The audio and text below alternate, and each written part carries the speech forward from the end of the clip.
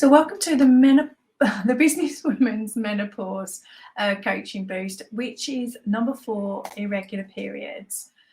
This could be the first sign, but not always the first sign of our menopause and perimenopause and our hormonal changes. It isn't always that first sign, but they do start to change as our hormone production starts to decline. They can become very erratic, and sometimes we can even get that PMS but without the bleeding, and all of that then starts that whole trigger of, are my periods getting closer together?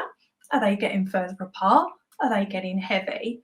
What I know from the detailed work I do with women, it's all of the above. But one thing we know is as our body gets over the age of 40, there will be that disruption in that periods. And this is why it's important for you to keep a diary of those, and also not just, yes, I had a period, but how did it feel? What was it like? Was it erratic? And if you have any concerns, then you must reach out to your healthcare provider. And then there's some things, some tests just to make sure that, that the irregular periods, that there's no underlying issues. But it is a sign of having to deal with those as we head into that menopause stage, when we have no further periods after month 12 and 13, when we actually become postmenopausal. And there is all we know is we all transition through this, but we do not know when that last period would come. And you could go I went up as far as 10 months. And then one came in at month 11.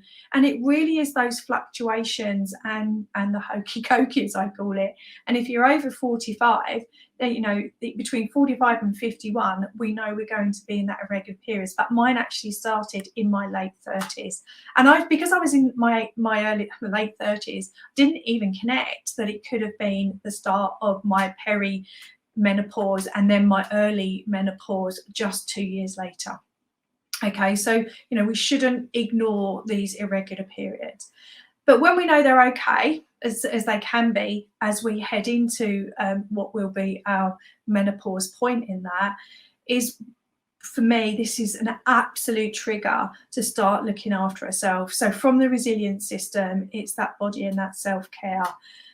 With those irregular periods, and we could have heavy periods, we really need to make sure that we're eating that balanced meal of protein, healthy fats, fruits and carbohydrates. We've got the right food on our plate, and do not allow more than 4 hours, which again will impact our blood sugar levels. You do not want your body to second guess when you're going to feed it, especially when you're in the irregular periods area. But you might get some pull, especially if you've suffered with PMS, which triggers, we say sugar craving, but actually it could be a carbohydrate. It's an energy craving. Some people even get their energy from fat rather than carbohydrates. Depends. The general rule is you will get that from carbohydrates. So it's really important that we don't then grab that sugar craving and start that cycle of fluctuations and then that blood sugar level. So it's just going to be that vicious circle of making these things worse. So the whole food and the meal timings is really, really important if you're having irregular periods.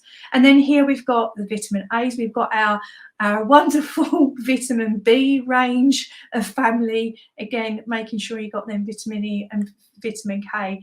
Again, if you're having irregular periods, make sure you're getting that balanced food, but also check around your supplements as well. And then for self-care, calm. We devote our energy to everybody else, our business, our family. You could and do, I know, feel tired with those irregular periods. So it's important that whatever that calm is for you, that you do take that element of calm out, and sleep, that consistent sleep schedule. So your body is not second guess when you're going to sleep it.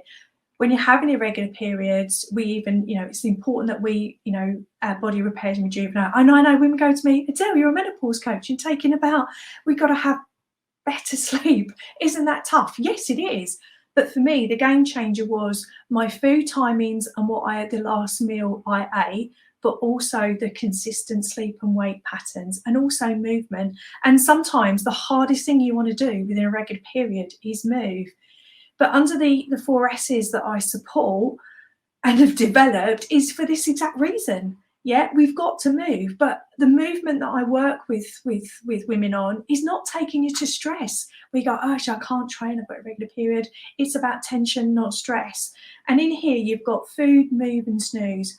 When your body is already going through this change and you've got irregular periods, just don't let your body second guess when you're going to feed it, when you're going to move it, and when you're going to sleep it. Okay. Now, I know that is challenging when you're in business and in corporate, and then you've got busy personal lives as well, you know, but it's important that you prioritize these things, especially with irregular periods. So that's your coaching boost. And number 4, irregular periods.